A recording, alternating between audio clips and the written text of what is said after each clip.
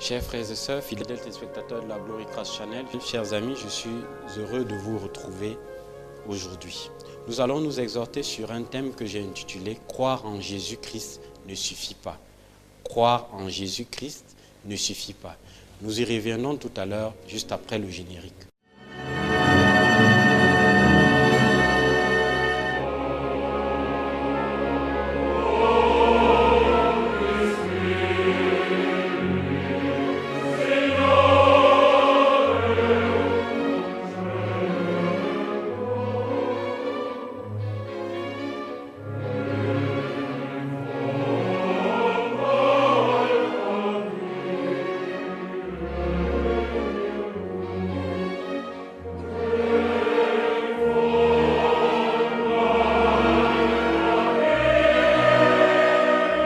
Nombreux sont les chrétiens ou qui se considèrent comme chrétiens, qui pensent que croire en Jésus-Christ est suffisant pour vivre la vie que Dieu a pour eux. En tant qu'ancien dans mon assemblée, j'ai dans ma propre vie et au travers de nombreuses vies qui m'entourent, vu combien il est facile de croire à une demi-vérité ou à un mensonge tout en étant convaincu que c'est la vérité. Jésus-Christ a dit « Je suis le chemin, la vérité, la vie ». Je suis convaincu que nombreux sont ceux et celles qui ne font pas l'expérience de la vie que Christ offre parce qu'ils ne connaissent pas la vérité ou parce qu'ils n'empruntent pas le chemin pour vivre la vérité. En d'autres mots, trop de chrétiens vivent la vie chrétienne à leur façon ou selon des mensonges. Le résultat est très visible. Pas de transformation, pas de progrès, pas de changement pour sa gloire. Croire en Jésus-Christ ne suffit pas. Croire en Dieu ne suffit pas.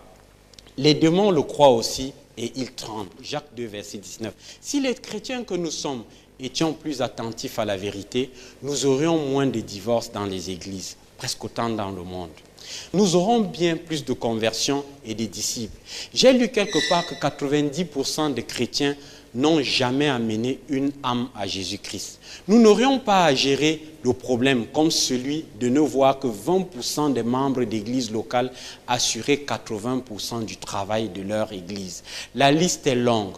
Une église locale devient très facilement un club dès lors que les chrétiens ne grandissent pas en Christ et pour la gloire du Père. Dès l'instant où nous nous contentons de croire en Jésus-Christ, sans comprendre que croire, c'est aussi agir et donc progresser pour donner gloire au Père, nous prouvons que nous ne marchons pas dans la vérité. 1 Corinthiens 3, verset 1. Pour moi, frères et sœurs chrétiens, je n'ai pas pu vous parler comme à des personnes qui ont l'Esprit Saint. Je vous ai parlé seulement comme des personnes faibles, à des chrétiens qui sont encore des bébés dans la foi.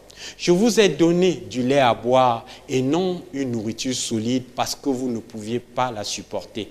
Même maintenant, vous ne pouvez toujours pas la supporter parce que vous êtes encore faible. En effet, parmi vous, il y a de la jalousie et des disputes. Alors, est-ce que vous n'êtes pas des gens faibles? Est-ce que votre façon de vivre n'est pas encore bien humaine? Ouch, ça fait mal. Mais quel courage et quelle vérité dont fait preuve l'apôtre Paul dans cette lettre. Il est inquiet de voir combien le peuple de Dieu à Corinthe ne grandit pas selon Dieu. Oh, la joie d'être un pasteur. En clair, Paul est en train de dire, comment se fait-il que votre vie soit si semblable à celle d'un non-chrétien? Tout d'abord, Paul dit qu'il a dû s'adresser aux Corinthiens comme à des personnes faibles, à des chrétiens qui sont encore des bébés dans la foi. Le mot faible est le mot sarkinos, en grec et signifie fait de chair et influencé par la nature physique et humaine. Ce mot n'est pas négatif, il sert à décrire un état tout à fait normal. Nous commençons tous notre vie en Christ en étant des bébés spirituels. À ce stade, il y a peu d'influence du Saint-Esprit. Ensuite, l'apôtre Paul poursuit au verset 3 en disant « Parce que vous êtes encore faibles ». Et là, il change le mot grec et utilise le mot « sarkinos » qui signifie être dominé par la chair. Dans ce contexte, le mot est négatif. C'est un reproche. Paul dit en substance qu'ils n'ont pas appris à laisser le Saint-Esprit prendre la direction de leur vie et que par conséquent, ils sont conduits par leur tendance charnelle, toujours sous l'emprise du vieil homme. Cela arrive quand nous oublions ou refusons la vérité suivante. Croire en Jésus-Christ ne suffit pas. Il est impératif que notre foi soit accompagnée d'actions qui révèlent notre transformation de cœur. Le fruit de l'esprit doit être le plus évident.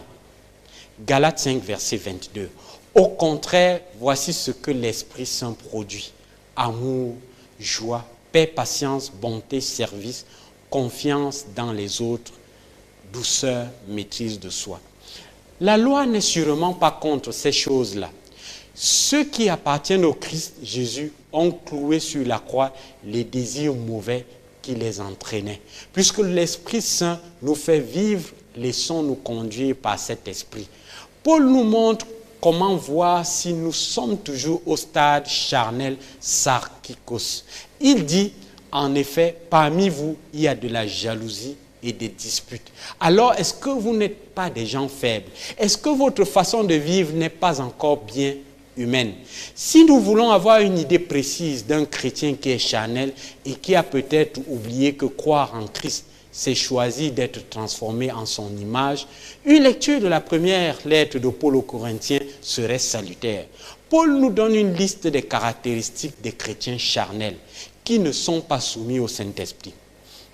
Ils se contentent de croire en Jésus-Christ comme sauveur, mais refusent de faire de lui leur Seigneur.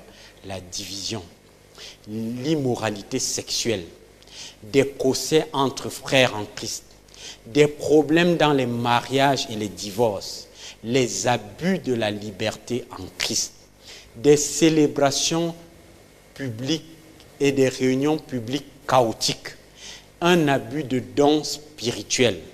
Dès l'instant où je décide de croire en Jésus-Christ comme sauveur, je dois aussi faire de lui mon Seigneur. Le vrai chrétien, le disciple, est forcément sur le chemin de la transformation et ne peut se contenter de croire en Jésus. Chauffer une chaise le dimanche, continuer à dire des mots obscènes, regarder n'importe quoi à la télévision, mentir, critiquer, diffamer, engendrer des divisions, se disputer continuellement, tricher avec les impôts, arriver toujours en retard aux célébrations, manquer de respect aux parents sont des signes que nous avons besoin de nous abandonner entre les mains de Dieu et des signes que nous ne sommes pas soumis au Saint-Esprit. Il nous incombe à nous et à aucun autre de nous consacrer à grandir en Christ en mettant la parole de Dieu en pratique.